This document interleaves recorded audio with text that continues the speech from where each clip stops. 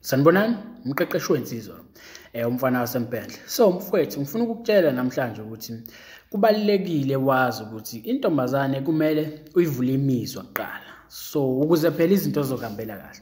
So mangithi imizwa ngiqonda ama-emotions akhe, yabo. So ngizosebenzisa lelo gama imizwa. Yabona mangabe intombazaneni isuke ingakwazi nawe usuke ungayazi, isuke ningazani, yabo.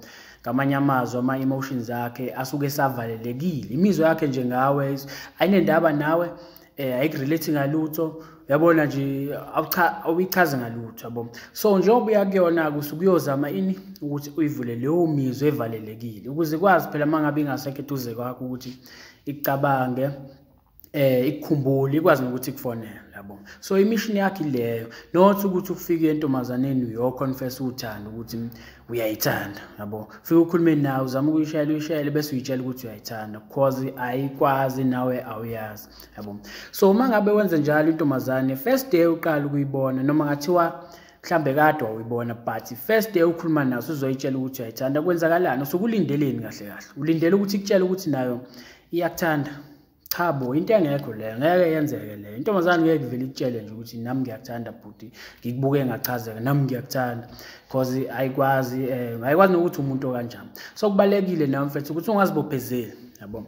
Musuzibophezela ujaha ukutshela umuntu ukuthi uyamthanda ningazani, awumazi lo muntu and okwesibili usuzibophezelile, yabo. Because emva kwesikhathi uzothola ukuthi akuwona upende lo inhlobo yapendo ethandayo. Wenze njani usuzobaleka, yabo. But wena usuwenze njani usujaha ukumtshela ukuthi uyamthanda. So ingakho ungamele utatazele ujaha ukutshela intombazane ukuthi uyayithanda. And kubalekile mfethu ukuthi wazi ukuthi uthando esikhathini samanje alisafani njengakudala, yabo. So wena mangabe uhluleka ukuhlukanisa, yabo, kudala intombazane wawuthola ukuthi wawuthi uma uyibona uyishela yabo, shaye lezo zinto lezo. But esikhathini samanje mfowethu ngiyakutshela mhlambe 80% endaweni eningi asa-apply leyo nto. Mhlambe singathi 20% ziyakhona indawo ongakwenza lokho. But uma ungafika elokishini nje, elokishini mhlambe la kwenye indawo ufike uzoshela intombazane kanjalo izoxakeka intombazane, kodwa Nkosi yami leli iqaba liqhamukaphi, yabo. Lo muntu phela ukuthi ucabanga ukuthi uphile esikhathini sabazali bethu, yabo, usashela ngaleyo ndlela. Akusashelwa kanjalo, lezo zinto lezo seyisetshenziswa kuma-movie, mhlambe kumaZulu drama, just for i-entertainment, yabo, ukuthi kudala wakushela kanjani. Not ukuthi wena kumele uzithathe uzi-apply, akusashelwa kanjalo manje.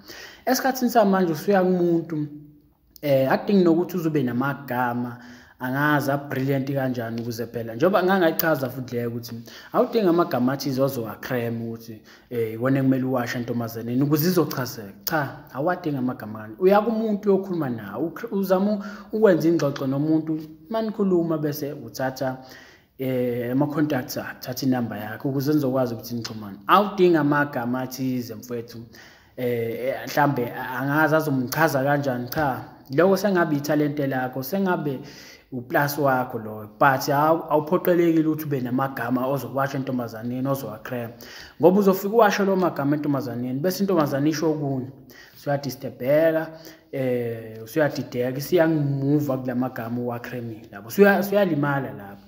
Noma okwesibili uthothi ucremile usuyafika kuyona uvele ukhohlwe yonke leyo nto. So mfethu sekulula kakhulu manje ukushela, akusafani njengakudala, yabo. Thina siphile esikhathini esilula kakhulu.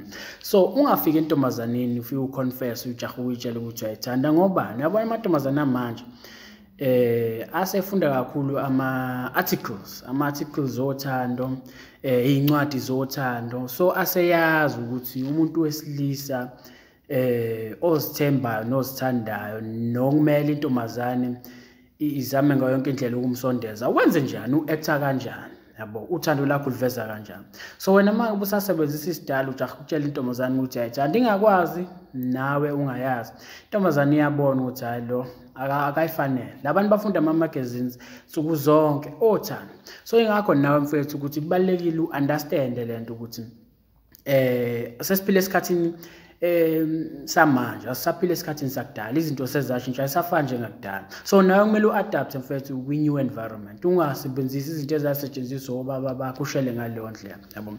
Lezo zinto sesiyigcina kumaZulu drama, ungadlala i-TV. noma amanye amavidiyo wabona la ku-YouTube akuchazela ngokushela aseziwa leyo nto mfethu. Cabanga nje nawe ubona intombazane usuyishela kanjalo uyayimisa dudla umuntu lonyoka ukwena ukuthi ucathi izokwenza njani ingane lapho yabo. Uyayithusa ingane okokuqala. Okwesibili akusashelwa kanjalo isikhathi izokubona ngathi uphile esikhathini sakudala yabo. Ingakho kumele uphile manje mfethu ungasebenzisa izinto ezasentsha sakudala esikhathini samanje yabo. Noma kudala yabo kudala intombazane wawuyibamba ingane uyibhije ingane ingane igcina isivumela ithobela umthetho wakho. But esikhathini samanje mfethu ngiyakutshela ma ungenze njalo sekunemithetho manje bekiwe ukuthi umuntu mangabe umenze njalo uyamhlukumeza yabo. So ingakuvulela nanecala ugcina usenkingeni noma uyibamba unyawo kudala yayibanja unyawo ithi ahambe igcina isivuma ingane. But manje mfethu ma ungenza leyo nto yabo. So ingakho mfethu ngasungula le channel ukuze phela mfethu siyabantu behlisa sisozama ukuthi laba bangazi yabo khona abanye abangazi uthola ukuthi basasebenzisa isidala esikhathini samanje. So ugcina uthothi mhlawumbe usungena enkingeni ngoba ukuthi awu understand ukuthi sesiphila esikhathini samanje akusashelwa kanjalo. Awusadinga amagama lawa kudala ayesetshenziswa brilliant ngendlela eyisimanga. Sekulula ukuxoxa nje nomuntu uthatha imfanelo zakhe zokuthi nikwazi ukuthi nixhumane uqedile. I-step sokuqala leso yabo.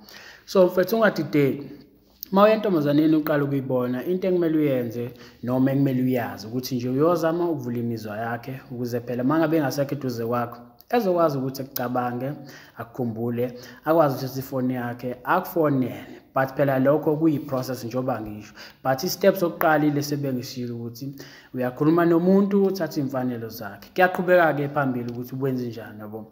But mfethu understand ukuthi uthando alisafani njengakudala selwashintsha manje yabo.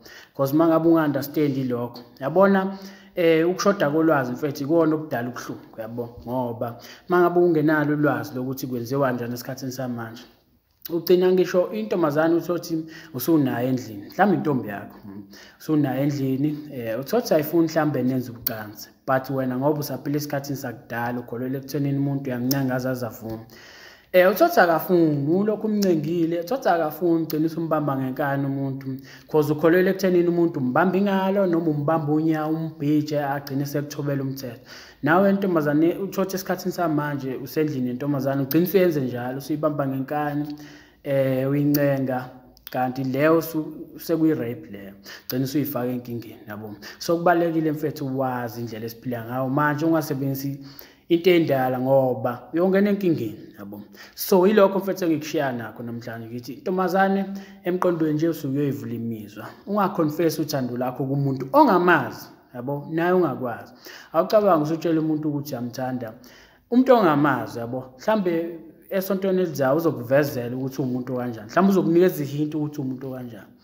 But wena ngoba usuconfessile ukuthi uyamthanda uzokwenza njani uzobaleka. But usumtshelile nje ukuthi uyamthanda. So kubalekile mfethu ukuthi uunderstand lezi zinto yabo ngoba unga-understand ukushoda kolwazi kudala ubuhlungu. So kumele ube nolwazi lokuthi kuphila kanjani esikhathini samanje futhi ungashaya ngolidala esikhathini samanje. Upgrade nawe uadapt kwi-new environment. So ngiyathemba mfethu ukuthi ayizwa le message. So mangabe uyizwa mfethu into encane ongayenza ungasubscribe kwi-channel because mina nawe kusaningi esimele sibonisane kona siqhubeke sephambili mfethu siyeke ukuhlukumezana othandweni ngoba sonke siyahlukunyezwa. Abantu besilisa bakhulunyelwa kube ngathi kuhlukunyezwa abesifazane kuphela cha nathi siyahlukunyezwa. So ingakho ngithi siyeke ukuhlukumezana othandweni yabo. Shabuke mfethu.